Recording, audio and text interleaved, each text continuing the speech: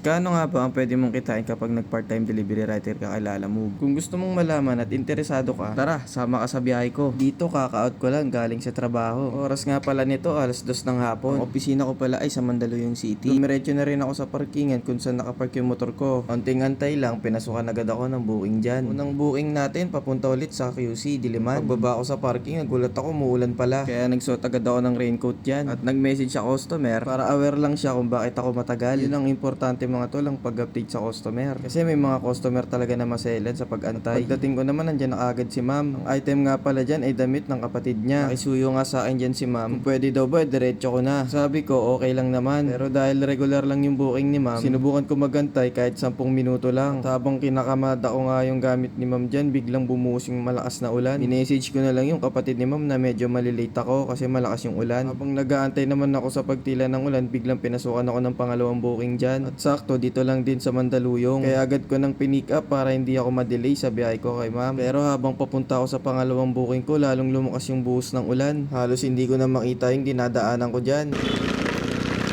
Hindi ko alam kung okay pa yung mic ko. Baka natutuluan na ng ulan tong mic ko. Yari na naman ako.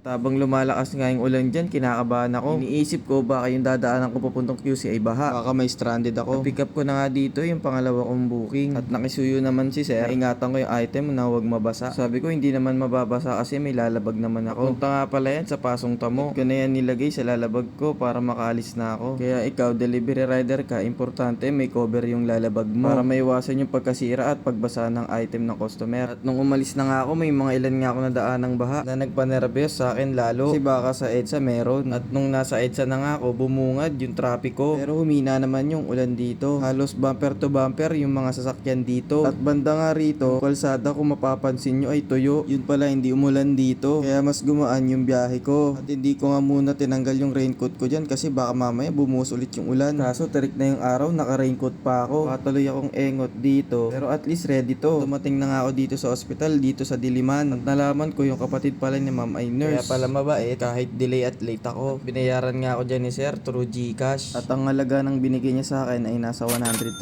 pesos. At kung kayo mga tol na-encounter ang ganitong sitwasyon, maigi talaga na magpaalam ng maayos para iwas report sa customer. At tinanggal ko na nga yung raincoat ko dyan kasi sobrang init na, naka-jacket pa ako sa loob. Kung gusto mo ng ganitong raincoat tol, nasa comment section lang yung link mga tol. Inayos ko na nga yan para yung susunod kong booking maihatid ko na. 6 km yung layo galing dyan. At nandito na ako sa Pasong Tamo, QC. Pangalawang customer nga natin. Hindi ko makontak kaya nag-doorbell na ako. Medyo natagalan din ako sa pag-aantay kaya inulit ko na lang yung pagdo-doorbell ko. At dahil matagal naman lumabas yung customer, siningit ko na lang dyan yung paghahanap ng panibago kong booking pauwi sa Taytay. At sakto lumabas na dyan yung customer. May ginawa lang daw pala siya kaya medyo natagalan siya sa paglabas. Dahil mahaba naman yung pasensya ko kaya okay lang. Ito naman yung pangatlo at panguli nating booking. Ito sa Congressional QC. Store nga pala nasa second floor. Ayoko maglakad kaya nag-elevator ako. Tamad yarn.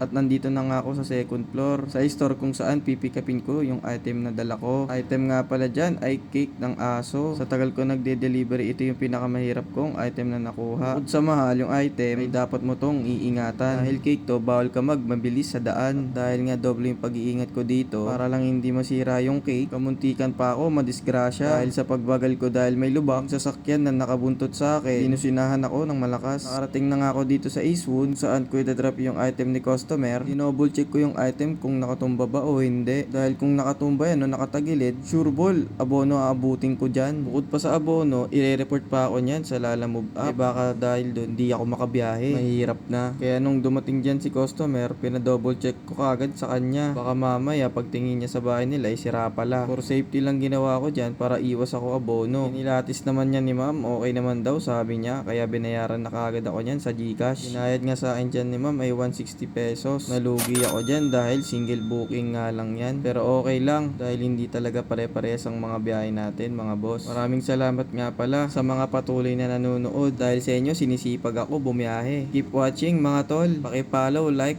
comment and share ng Facebook ko. Maraming salamat mga tol. Yun lang.